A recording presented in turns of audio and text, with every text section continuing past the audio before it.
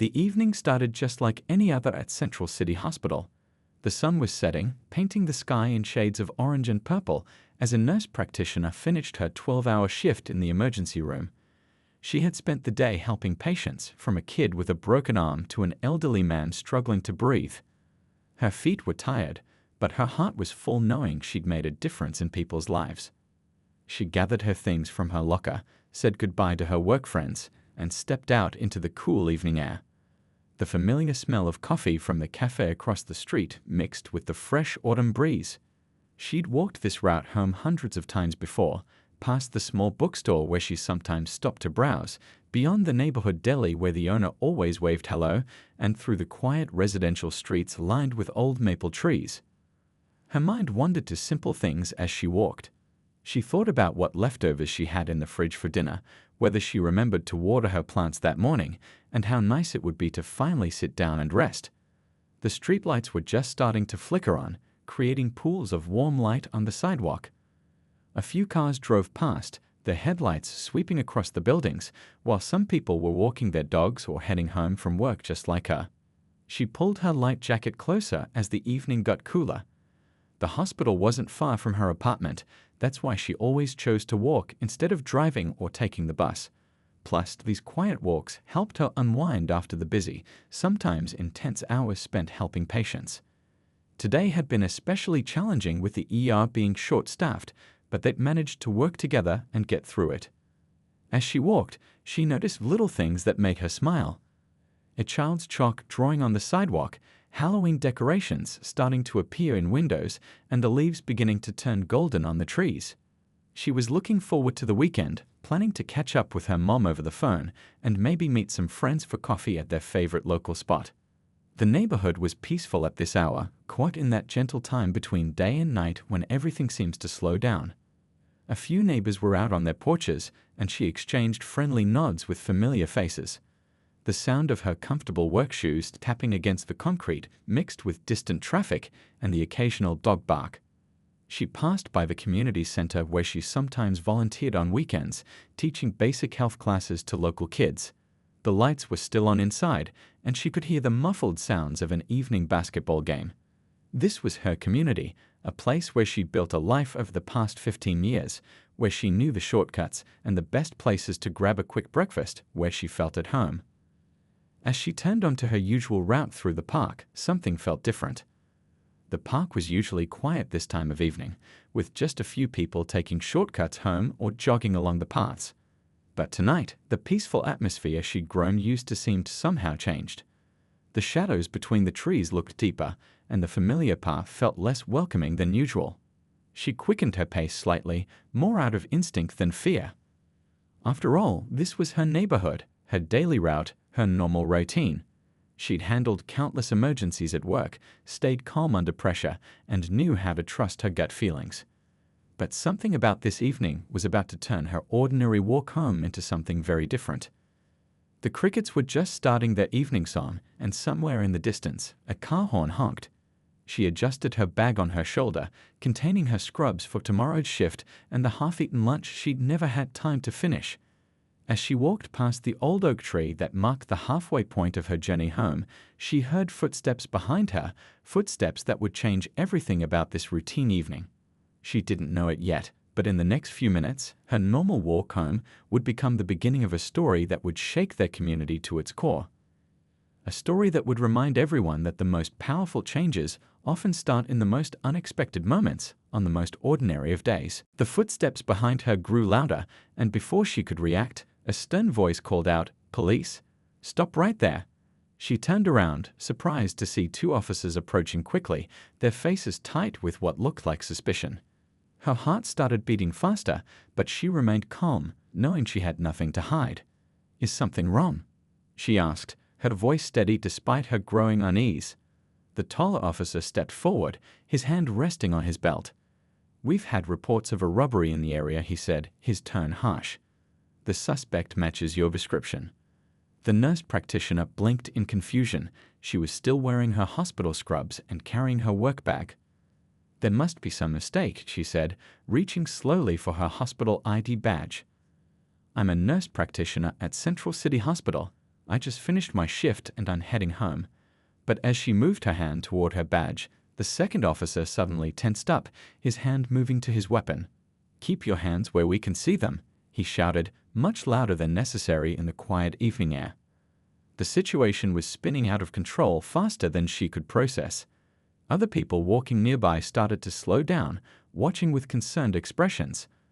A couple walking their dog crossed to the other side of the street, the woman already pulling out her phone. The nurse's mind raced, trying to understand how her peaceful walk home had turned into this frightening scene.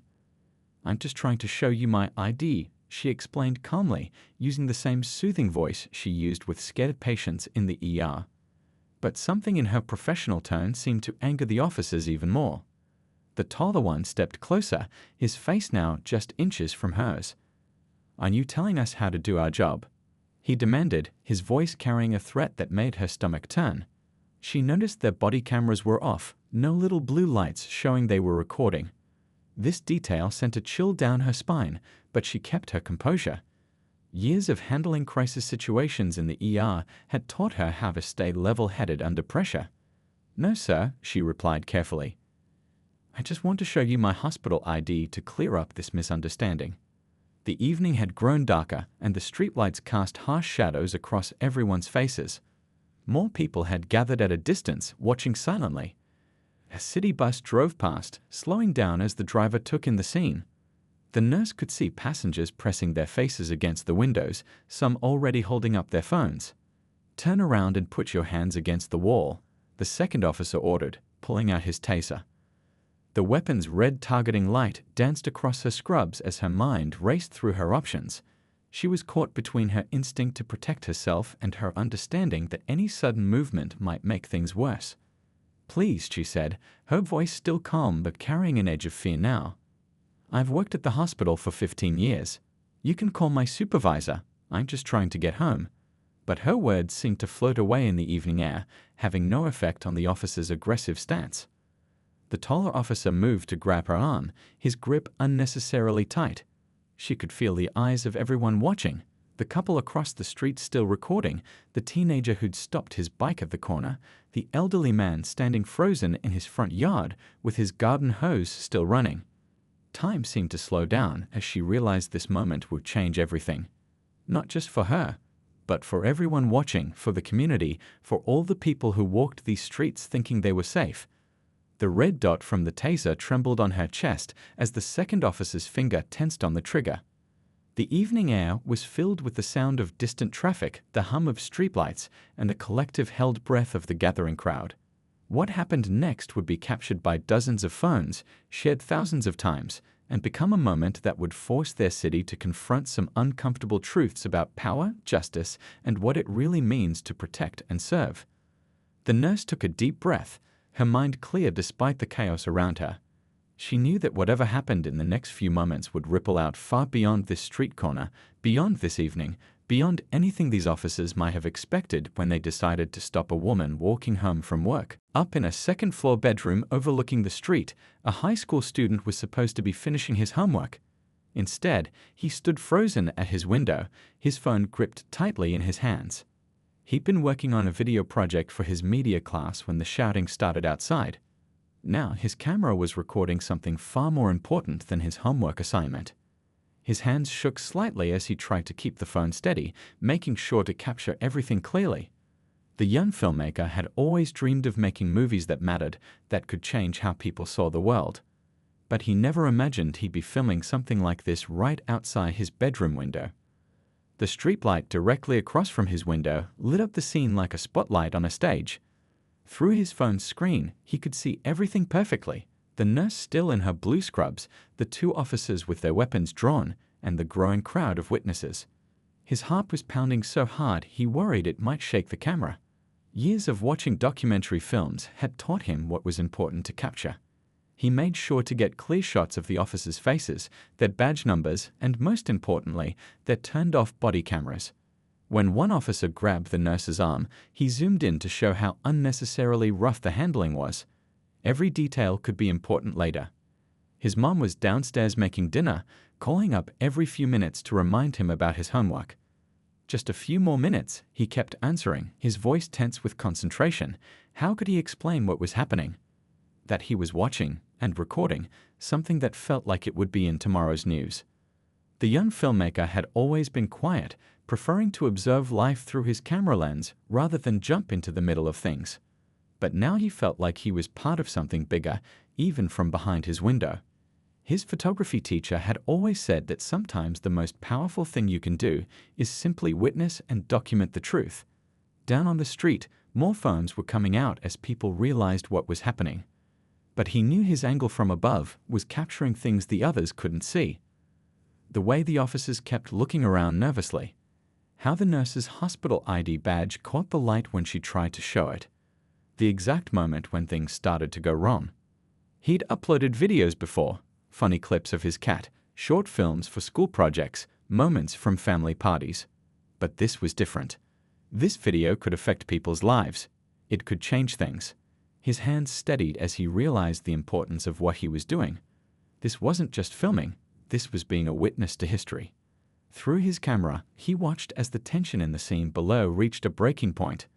The nurse's voice carried clearly in the evening air as she tried one more time to explain who she was. He zoomed in on her face, calm but frightened, professional but human. Then he panned to the officer with the taser, whose hand was starting to shake.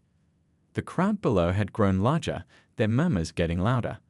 Some were shouting at the officers to stop, while others were calling someone, maybe the hospital, maybe the police station, maybe the local news.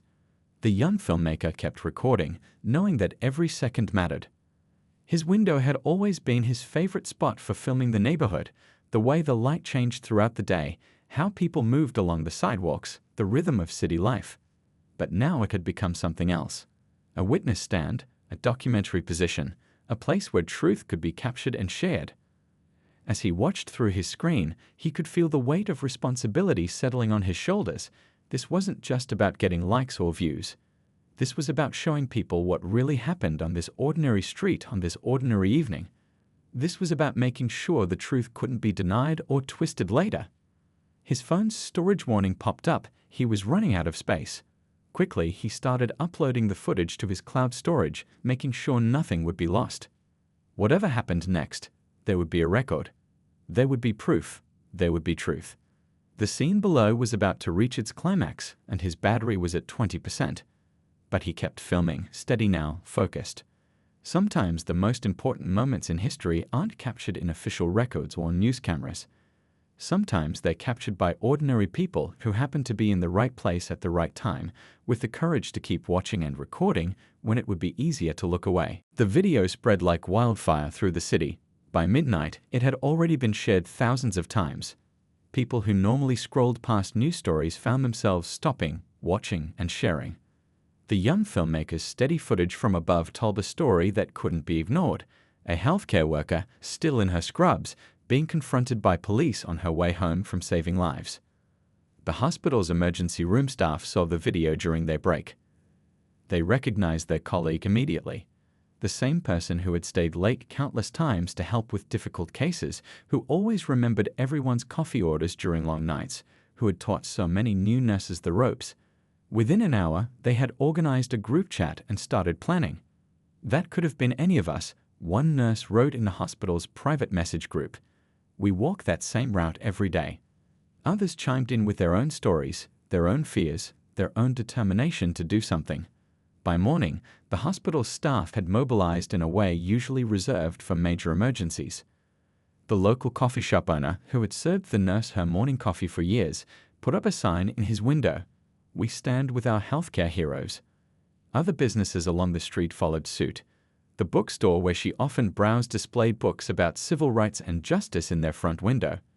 The deli owner started organizing a free lunch delivery service to hospital staff in solidarity. Social media wasn't just sharing the video anymore, people were organizing. A peaceful gathering was planned outside the hospital, with hundreds of comments from people promising to attend. The hospital administration, after seeing the overwhelming support from their staff, issued a strong statement supporting their employee and demanding a full investigation. Local community groups that had been working on police reform for years saw this incident as a turning point. They had statistics, studies, and stories, but now they had something else: clear video evidence that couldn't be explained away. They'd organized community meetings in libraries and community centers, helping people understand their rights and the importance of documentation. The young filmmaker's video had captured something beyond just the incident. It had captured a moment that resonated with everyone who had ever felt powerless in the face of authority.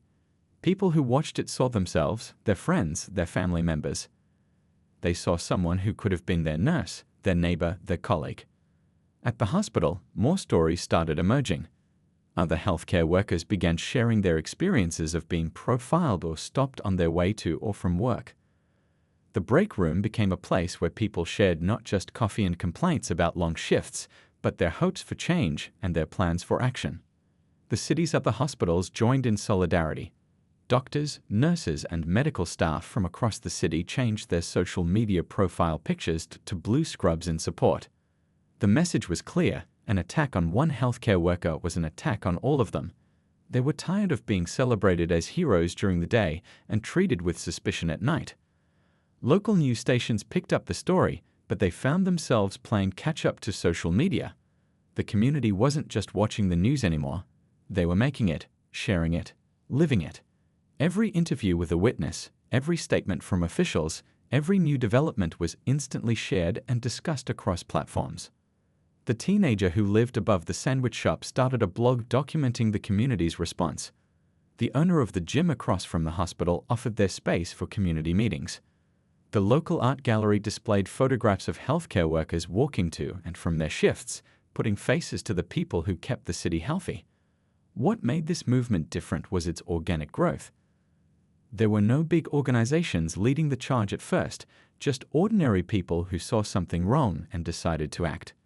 The nurses' colleagues organized a schedule to make sure no one had to walk home alone. Community members volunteered to escort healthcare workers to their cars or bus stops after late shifts. As the sun set on another day, the street where it all happened looked different. People walked a little slower, paid more attention to their neighbors. The same streetlight that had illuminated that confrontation now shone down on small groups of people talking, sharing stories, making plans.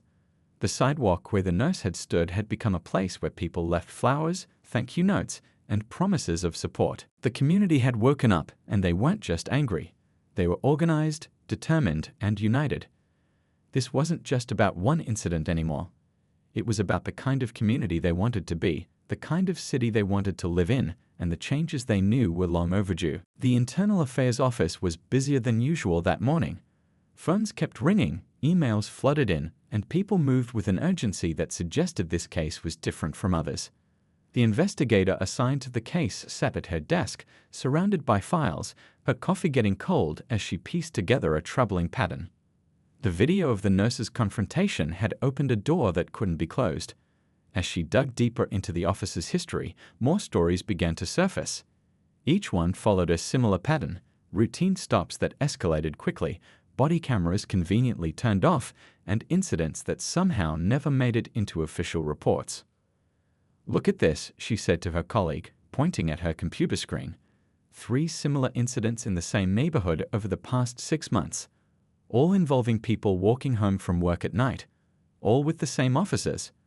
Her colleague leaned in, frowning at the dates and details that painted a clear picture of a problem that had been growing right under their noses. The investigation spread like ripples in a pond.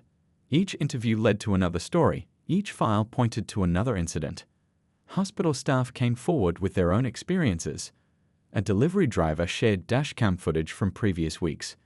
The owner of a late-night restaurant described similar encounters his employees had faced. The investigator's office wall became covered with a timeline, sticky notes, photographs, and incident reports connected by red strings. It looked like something from a TV show, but this was real life. Real people. Real patterns that couldn't be ignored. She stayed late most nights, driven by the feeling that this case could change things. Community members began sending in their own videos and stories. A bus driver remembered seeing one of the officers harassing a street vendor. A taxi driver had witnessed them stopping a college student walking home from the library.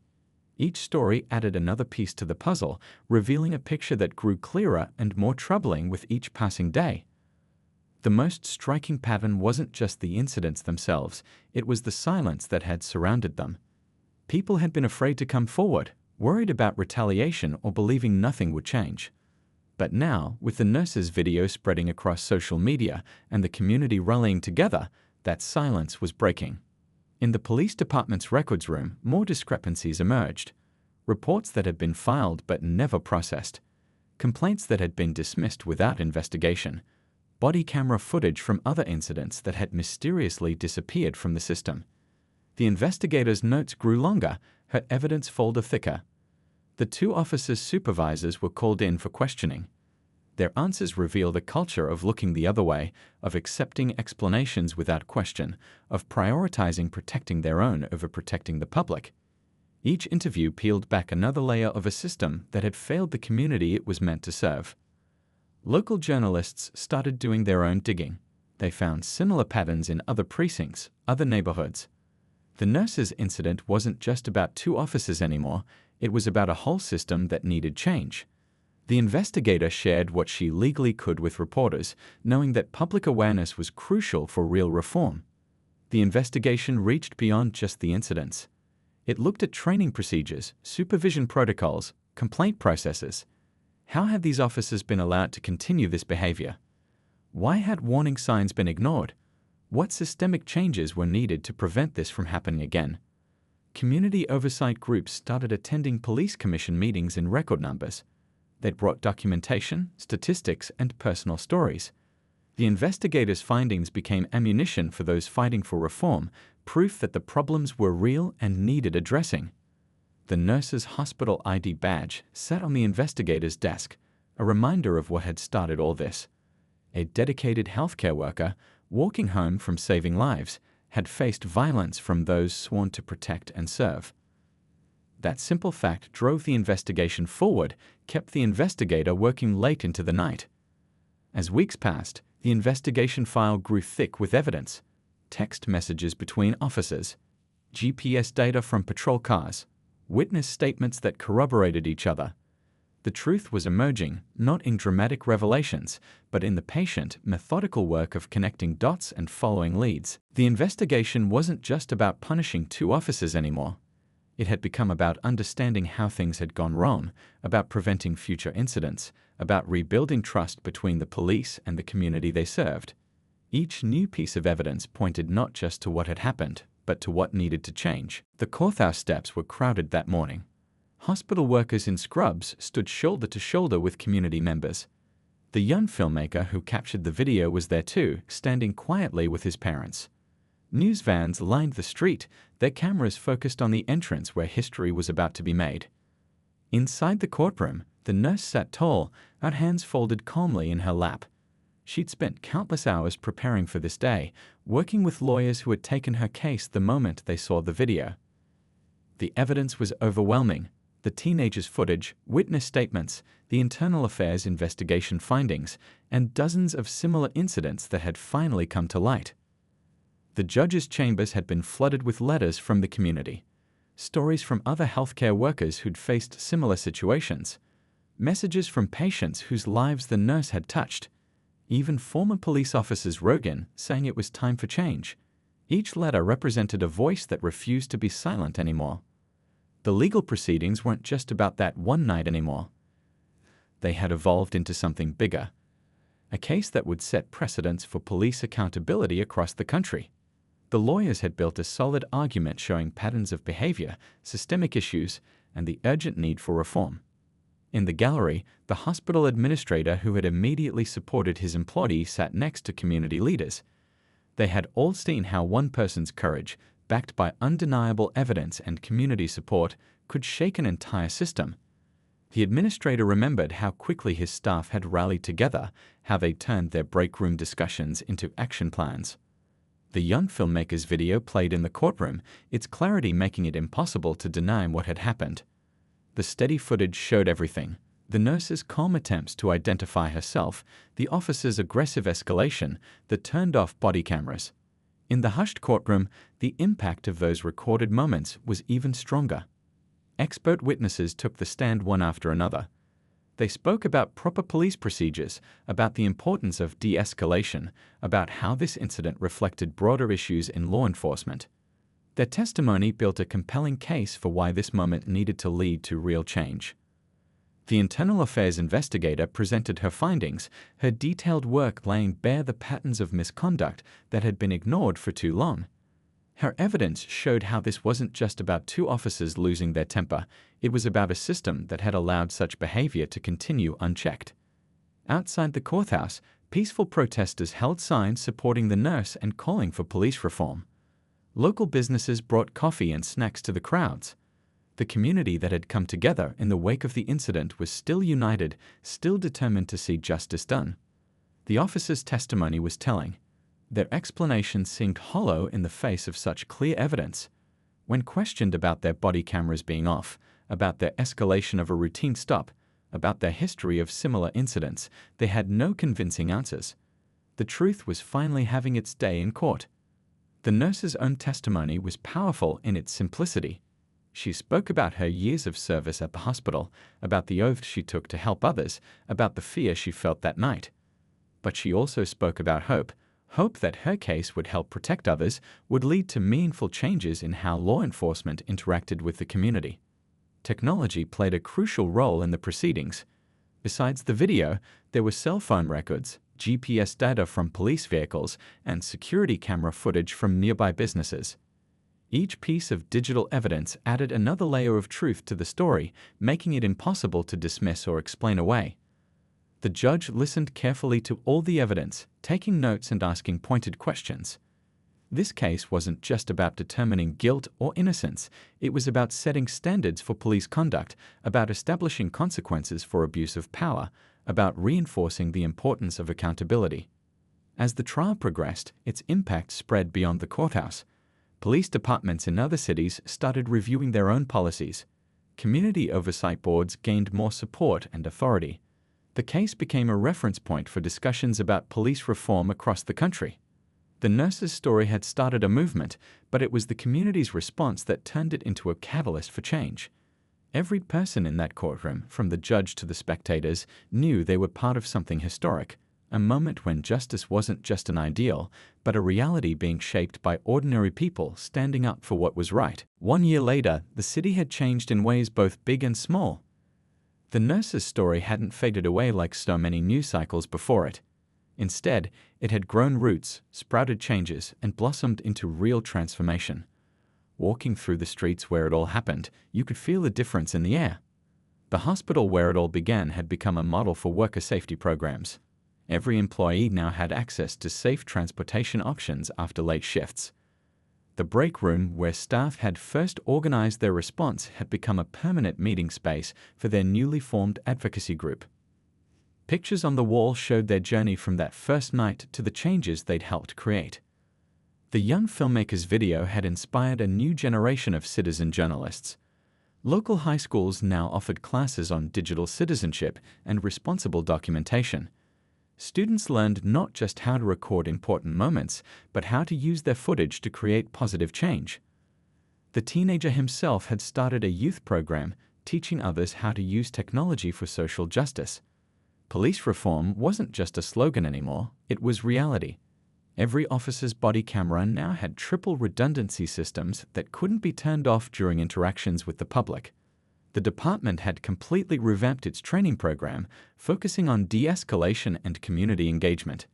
New officers spent time shadowing healthcare workers, learning about their challenges and building understanding. The Community Oversight Board, once a powerless advisory group, now had real authority. They reviewed body camera footage regularly, participated in officer training, and had a say in department policies.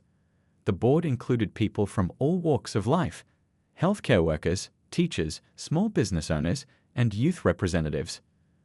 Their monthly meetings were always packed with engaged citizens. The coffee shop where the nurse used to stop every morning had become a kind of informal community center.